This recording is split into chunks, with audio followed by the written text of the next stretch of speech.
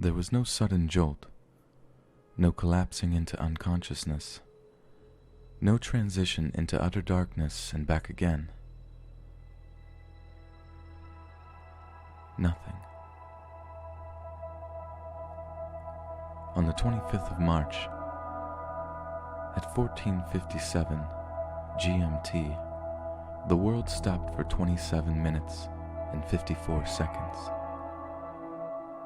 No one noticed at first. Those that eventually did were ordered to keep quiet. For everyone, time had appeared to pass as normal, 1 second moving uneventfully into the next. Birds flew, people talked, the wind and the rain blew and fell respectively. Nothing had occurred to indicate that anything untoward or unexpected had happened to the inhabitants of the earth. Only those who looked beyond our planet and its ring of constantly chattering satellites now found that the rest of the universe told a different story. NASA and related space agencies noticed first. Signals to ongoing missions beyond those in orbit around the Earth were all off by almost 30 minutes. Frantic investigation revealed that the same time discrepancy was occurring for all incoming signals. Naturally, they came to the conclusion that the problem must therefore lay not with these external elements, but with the computers on the Earth. But this led to a bigger question. One computer glitch was possible, but all of the various space agencies' computers across the globe showing the same failure at exactly the same time? Naturally, a virus or a sophisticated global hacking attack was the next obvious answer. An international team to investigate such a large, well-coordinated cyber attack was being discussed when the first calls of alarm came in from confused and concerned astronomers, and the true significance of what had actually happened became known. Using data retrieved from telescopic arrays at Jodrell Bank, Palo Alto, Mount Pleasant, and others across the world, confirmed against existing stellar records and computational models of the local galaxy and beyond, it became apparent that for 27 minutes and 54 seconds, the Earth had somehow been out of sync with the rest of the known time and space. In essence, the world as we knew it had winked out of existence during this period, and then returned as if nothing had happened. For all intents and purposes during that short window of time, we had ceased to be. The International Investigation Team was repurposed, a blank check written, giving it its pick of resources and the best minds in their fields, all to investigate this one event, and all sworn to the utmost secrecy. None of them needed to be told the panic that would ensue if this information became public before a suitable and hopefully reassuring reason could be given for the event. Those that couldn't keep silent were quickly and quietly silenced themselves. Despite the various project names assigned to the sub-teams, those involved began referring to the event in a half-joking manner as the day God blinked. In casual conversation between project members, this was eventually shortened even further to just the blink.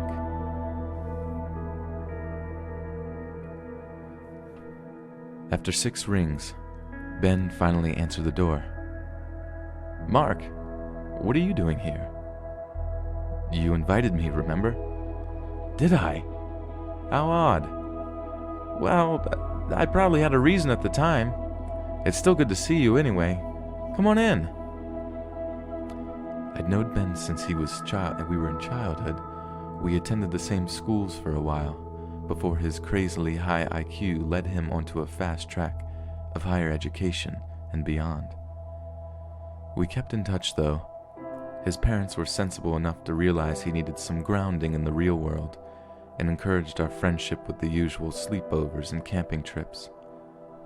Their smarts lay in forcing Ben not to let his social skills atrophy completely, like a lot of very intelligent children do. As a result, whilst he was frequently sidetracked and forgetful, he still functioned in normal society with a degree of success. After our respective schooling had finished, we both moved into the IT built industry, although at vastly different levels. For myself, I now worked in tech support, mostly maintaining insurance systems for a range of small independent companies. Boring, but it paid well and allowed me to travel. He, on the other hand, was self-employed and preferred working from his apartment of solitude, as he called it, referring to himself as a consulting technician. He'd gotten the idea from watching reruns of Sherlock. His work was a lot more varied and advanced, and whilst he never openly admitted to hacking, he certainly had enough technical knowledge and experience to have been employed in the past by such names as Google, Microsoft, and IBM when they needed someone to test the all-new, unshakable security they'd just put in place, or track down those that had subsequently been able to breach their all-new, unshakable security. He preferred the latter work, he told me.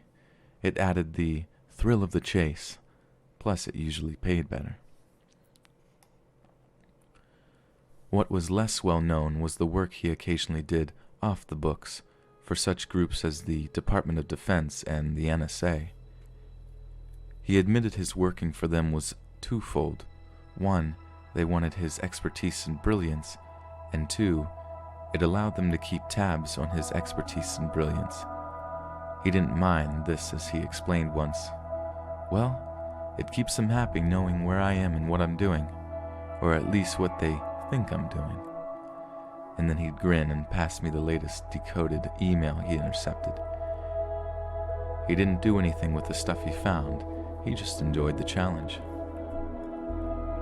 To be completely honest, sometimes it was hard to pin down just who Ben was and what his motives were from one moment to the next.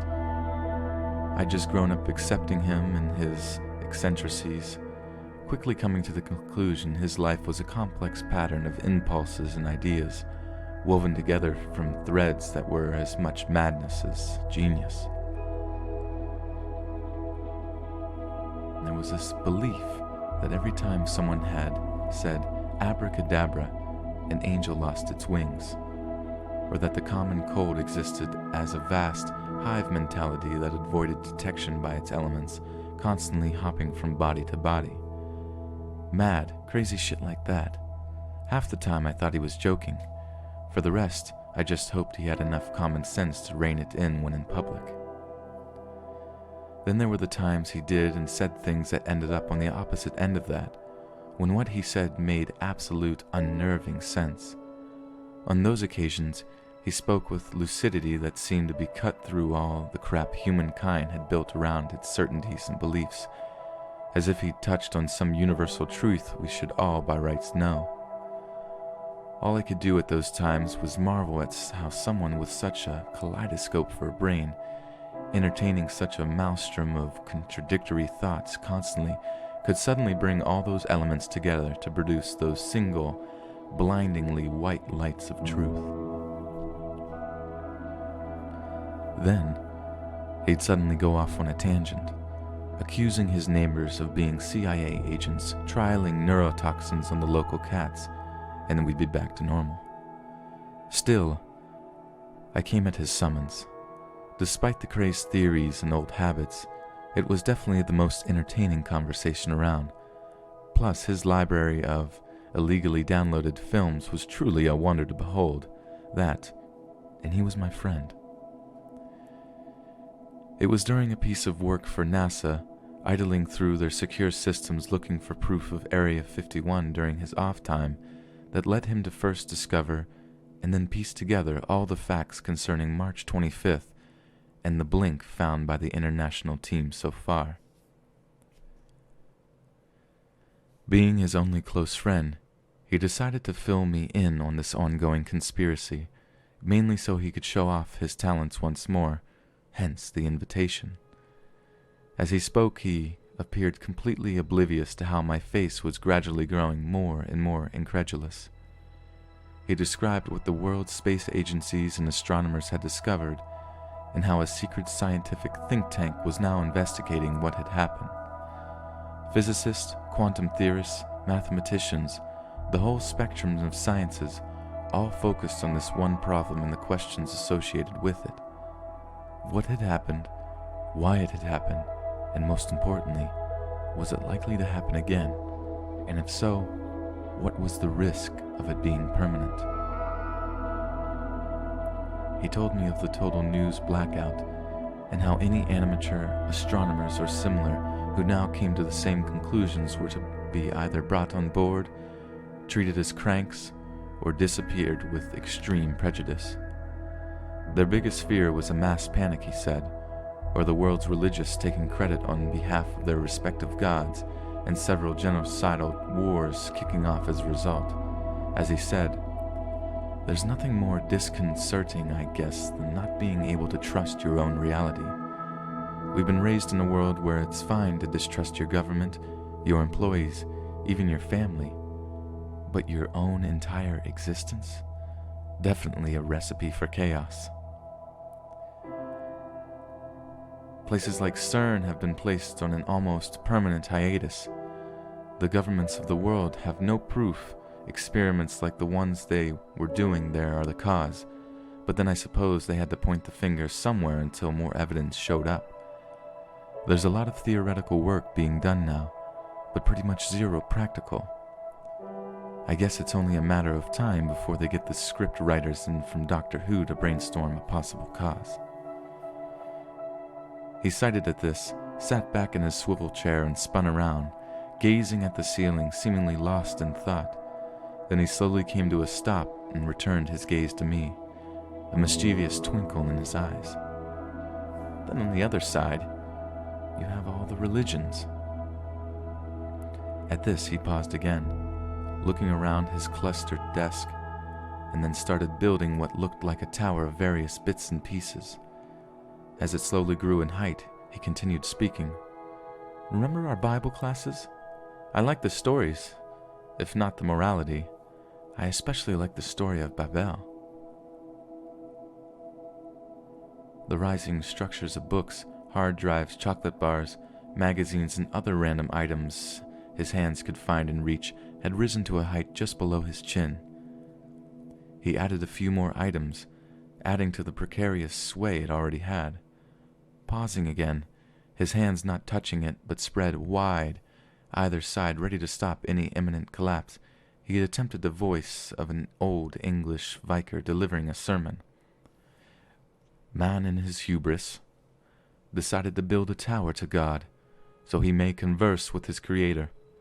God, though, in his glorious wisdom, decided man should not be allowed to do this, and took steps to rectify the situation.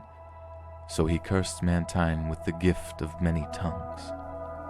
He smirked at this, his eyes never leaving his tower, and returned to his normal voice. "Well, many a project, plan, or piece has been ruined by the inability of people to understand each other. It might be that humanity is overreaching itself again. With the final proof of the existence of the Higgs boson, maybe God's decided we're getting too close again, and he's selfish about his tricks. Time for another lesson, perhaps?" At this, he slowly closed his hands into fists on either side of the precarious edifice he had created, then with a single finger gingerly pushed it near the top. With a crash, his metaphorical tower scattered across the table on the floor. He waited until the sound of the books and rubbish falling had died away before speaking again, this time in a thoughtful voice. "Maybe the blink, as they call it, was God giving us a heads up, a warning to stop encroaching on his intellectual property, else risk the consequences." Then he grinned, his tried and true atheism once more reasserting itself. "Personally, looking at all the facts so far accumulated, I believe the answer lies even further afield," he said, a knowing smile on his face.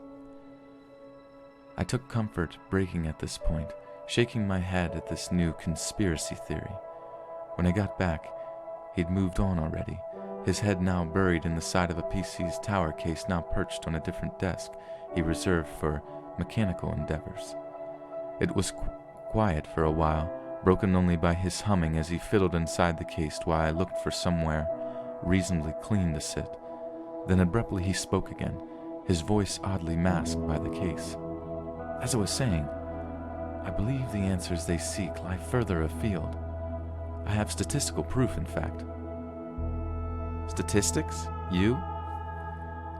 He often laughed at statistics in the past and blamed them for 63.75% of the world's ills. In his mad pedantry, he had indeed worked out a formula that he said proved this figure. That being said, he told me once he could destroy the world with a single spreadsheet, and in my more fatalistic movements, I honestly believed him. I accept statistics and all their perceived infallibility are the most fallible things in the world, he mumbled from inside the case, reaching aimlessly for a screwdriver on the desk next to him with a hand colored orange and black from a mix of grease and Cheetos. Take a work of fiction and add numbers to it, and suddenly it becomes non-fiction. Add a pie chart and a graph and it becomes an involatile truth. Bollocks, I said, only half listening as I lounged on a large, dirty beanbag littered with wrappers and the odd wire. He then retracted his head from the case, looked me in the eyes, and said with a devilish glint in his own, "Pass it to the right people in the right places at the right time, and it becomes law."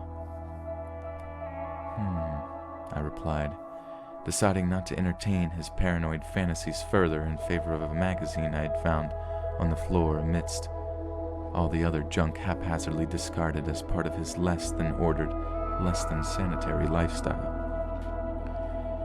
He grunted at my lack of enthusiasm for continuing one of his favorite topics, and buried his head back in the tower case once more before continuing anyway. However, in those cases I am referring to your basics, bias statistics. Marketing, pressure group, political, this kind of unreliable crap. Now pattern recognition, that element within the field of otherwise exploitable statistics, that I do have time for.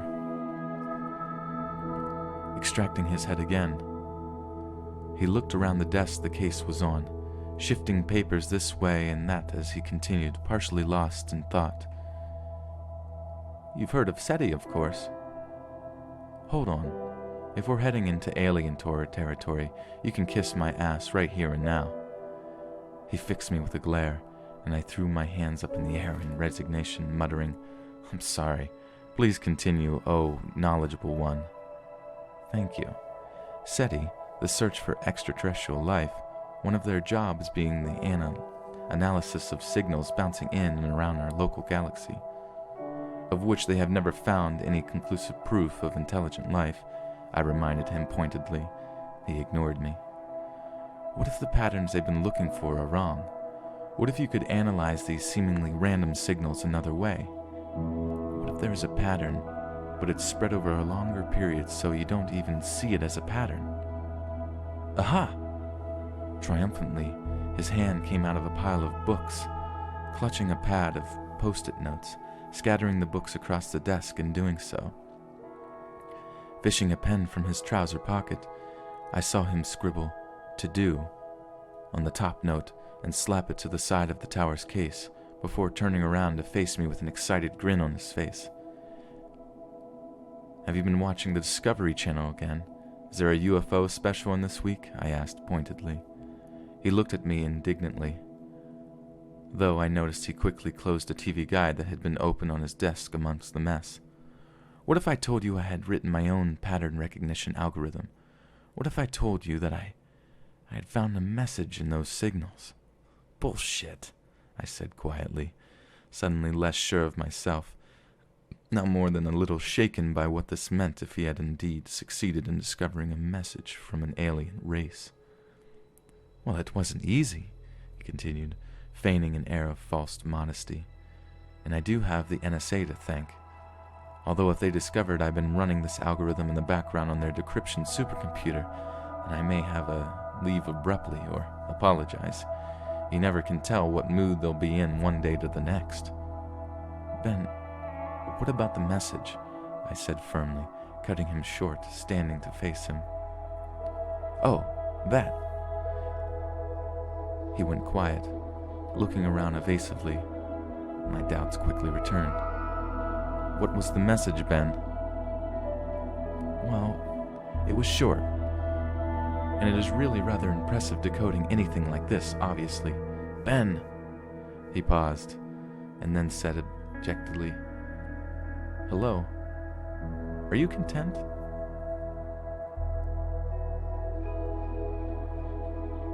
There was a few seconds of silence before I started laughing uncontrollably, mostly out of relief. Ben looked indignant.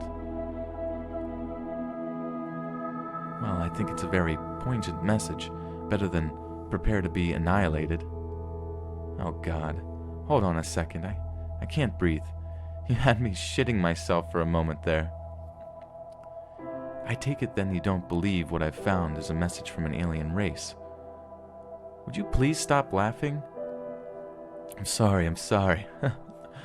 Ben, you've got to admit, if you were to imagine contact from another species, I think I'd be looking for something a little more, profound. I mean, we've sent a gold disc giving a snapshot of the human race and our knowledge. Music, mathematics, you name it. And what do the hyper-intelligent beings send back? The equivalent of, have a nice day? You don't think it's from outer space, then? He reiterated. I looked at his pained expression and answered in a more reasonable voice. Look, Ben, I'm sorry. I think your algorithm found a pattern that wasn't there and extrapolated meaning from it. Turning, I returned to the beanbag and my perusal of the magazine. He stood there a few moments, and then he turned and flopped down in a large, comfortable swivel chair behind another desk, this one littered with laptops in various states of construction and destruction, connected by an array of cables in what appeared like haphazard fashion. Pressing the on switches of 3 of them, his face was illuminated in the telltale glow on their screens. His focus flitting between the screens and his fingers dancing across the keyboard in front of him. He had nevertheless decided to continue and began outlining his newest theory. I disagree. I'll go even further and state that this is an alien species with an interest in the human race. A species directly involved in the evolution of mankind. Here we go. Are we really going back to the engineer's theory once more? Has Ridley Scott been sending you secret message in his films again? I muttered, not looking up from the page I was now reading. He ignored this and continued. Think about it. The human body is an amazing machine. It regulates itself, heals itself, and has the ability to create more of itself through reproduction. I thought you only believed in things you had experienced yourself, I asked, burying over the top of the magazine, my voice now openly amused. I saw him scowl before he continued with his monologue. As I was saying, before I was so rudely interrupted, the body is an amazing machine, and that is exactly what it is. A piece of technology, built using biological parts rather than mechanical ones. It is now, however, a perfect machine. What do you mean? I asked despite myself. Well, think about it. It has its own defensive capabilities in the form of white blood cells to ward off illness, the ability to heal wounds, etc., etc. Occasionally, though, this excellent piece of machinery goes wrong. It functions incorrectly. It overreacts to certain stimuli. It has a faulty piece of code, if you will. And what's that? Why, cancer, of course. What? I asked, shocked despite myself. It was only another crazy conversation with Ben, but the word cancer always sent an involuntary shiver down my spine. I've seen enough of its effects of friends and family to be adverse to even its mentioning. Ben, though, oblivious to my discomfort, had continued. Cancer is the body performing incorrect actions, creating cells where it does not need to. It's not an attack from an external source causing this, but rather an internal failure of the biological system. A mistake, nothing more.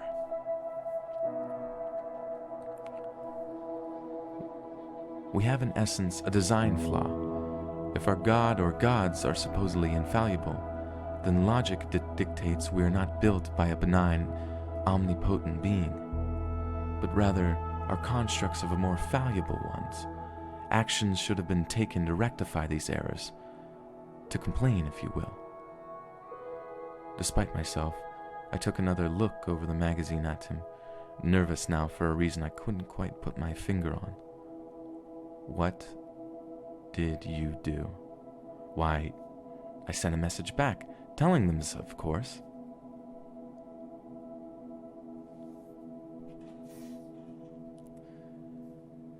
I hadn't seen Ben in 6 months.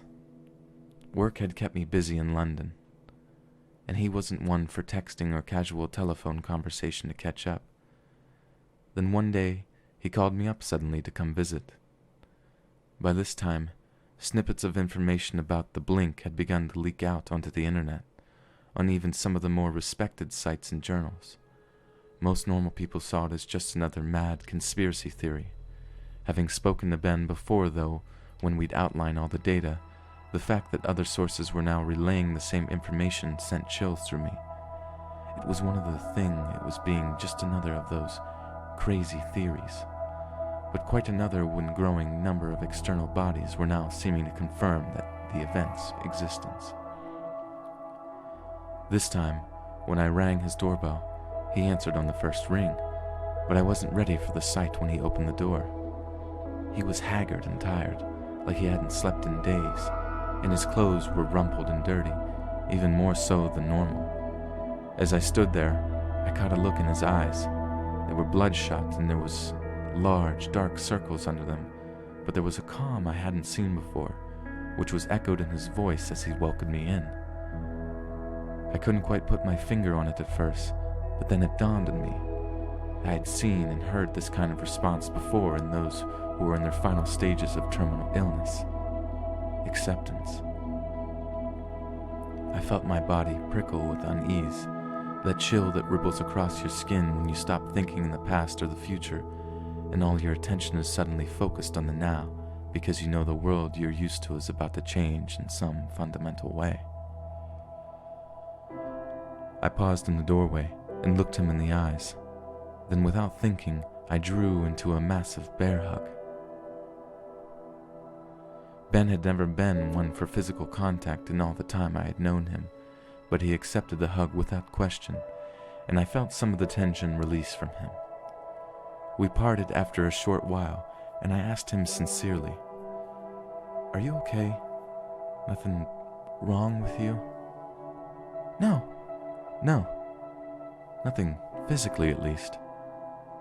Good, because you look like shit." He laughed weakly at that, and then quieted.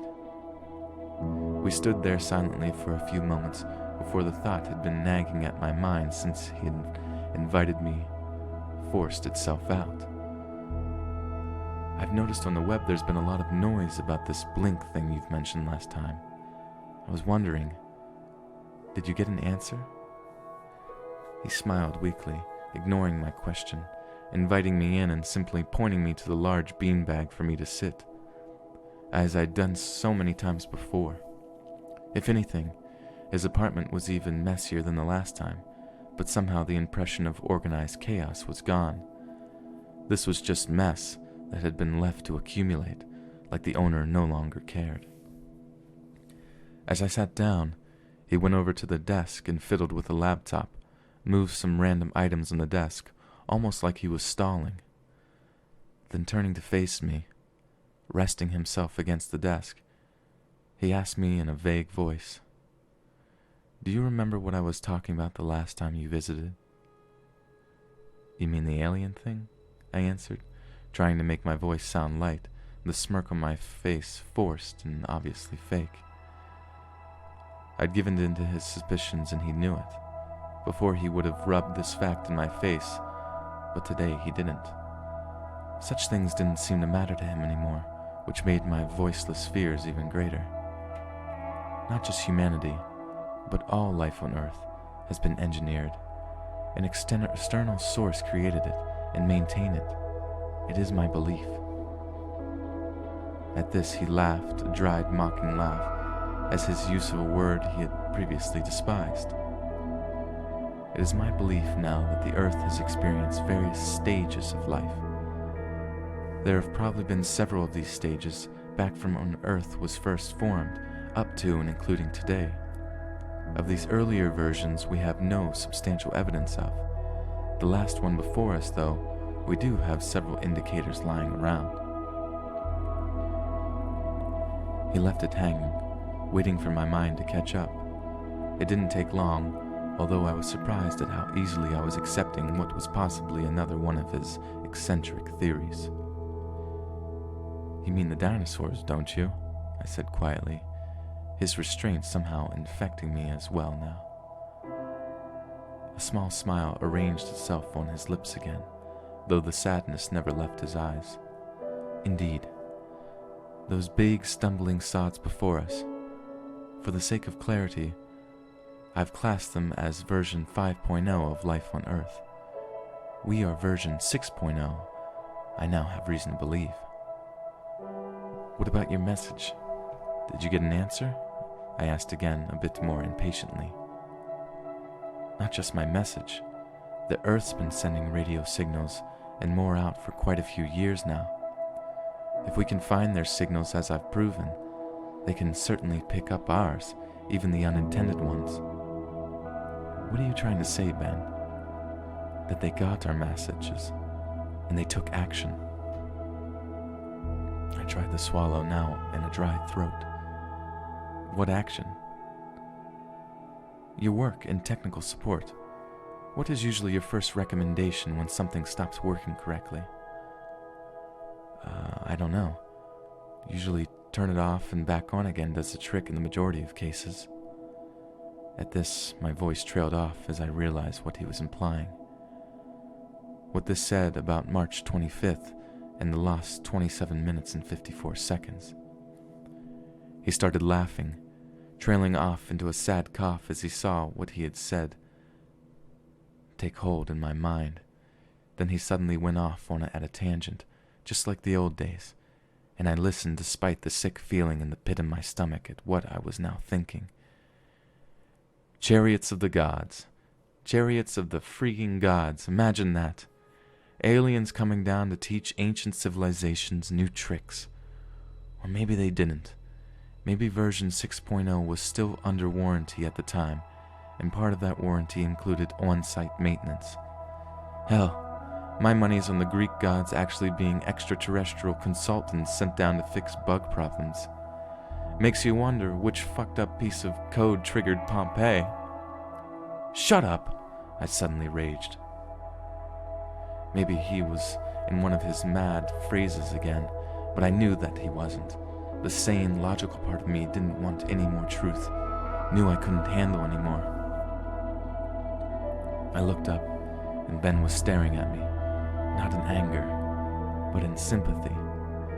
He settled down next to me on the beanbag, passing me a beer he had obviously just finished out of the small fridge. He kept behind his desk. I took a long swig, let my breathing settle, and then passed it back. Taking that as a cue to continue, he did, but quieter this time, less tinged with the hysterical note that had appeared to be emerging in his speech earlier, like he'd reached the peak of his madness and was now trailing off the other side. It would explain why so many people believed in pantheons of gods back in the day. Alien engineers popping down to fix the system whilst we were still covered, just like Microsoft ending support for older versions of Windows though. Maybe we just passed the date where version 6.0 of life on Earth was covered, so they stopped coming.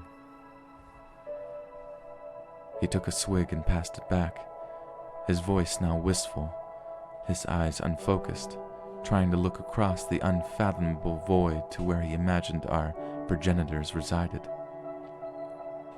And now, In this age of radio microwave signals, the people of Earth are finally sending messages and emails that can be picked up by their gods, bemoaning this and that failure with their bodies, their families, and the world around them.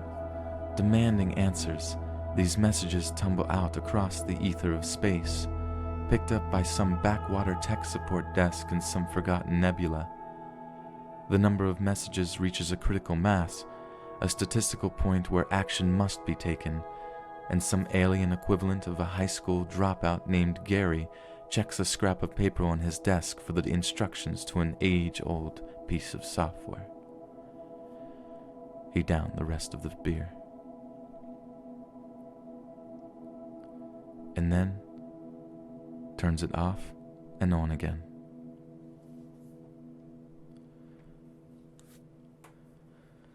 Silence reigned for a few minutes, during which he stood up and made another trip to the fridge, this time bringing back several more bottles.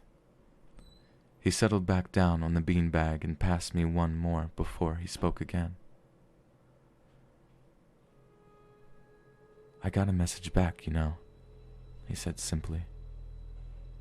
I looked at him incredulously and then demanded, "Jesus, Ben, what did it say?" His eyes were dark, pausing a long while before reaching into his back pocket and slowly unfolding a piece of paper, mumbling something about decryption software, language analysis, and word auto-formatting before passing it to me. It read, "Dear Earth, thank you for replying in our regard our recent query as to your ongoing happiness with our software. We passed on your multiple concerns to the relevant technical support help desk. Unfortunately, ongoing support for your current version of Life 6.0 has ended. The initial reboot of your hardware/software attempted previously appears to have not resolved your issues.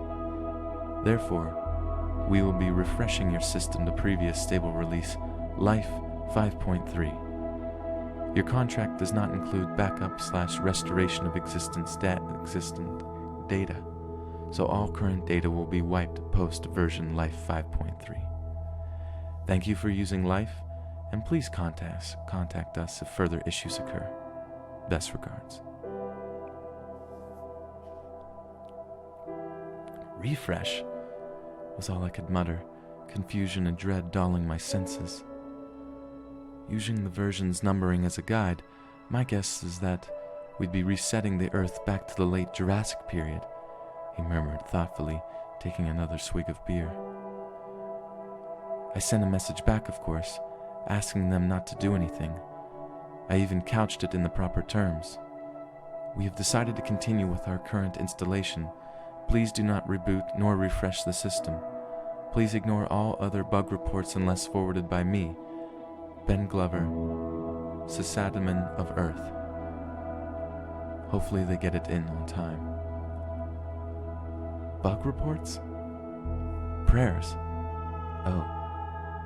Then I looked at him again, the look of disbelief obvious in my eyes. Sysadmin of Earth? He didn't meet my gaze, but rather sheepishly kept his eyes locked to his beer bottle. "Well, I had to sound like I was in charge, didn't I?" "Do you think they got your message?" I asked hopefully after a pause. "I honestly don't know. We can hope, though, but my calculations will know in a couple of hours or so. It's why I invited you over, I guess, so we can watch the end together. Then again, we might just wink out of existence." His voice trailed off. Silence reigned again, broken only by our occasional sips. There wasn't, in any all truth, very much else to say. After a while, he finished his beer, rested it gently down next to him, and then yawned expansively, leaning back on the beanbag with his hands clasped behind his head, and said matter-of-factly, "Well, to be perfectly honest, I don't think the dinosaurs were given a fair enough crack of the whip the first time around. Only right they should be given another go. I turned in disbelief to argue with him at this irresponsible attitude, and then saw the barely suppressed laughter in his eyes. When all was said and done, what was there left to do but wait and see what happens, and laugh at the absurdity of it all? He started, and I joined in, till the tears were rolling down our cheeks. And there we sat, laughing and drinking beer, until our world ended. Maybe.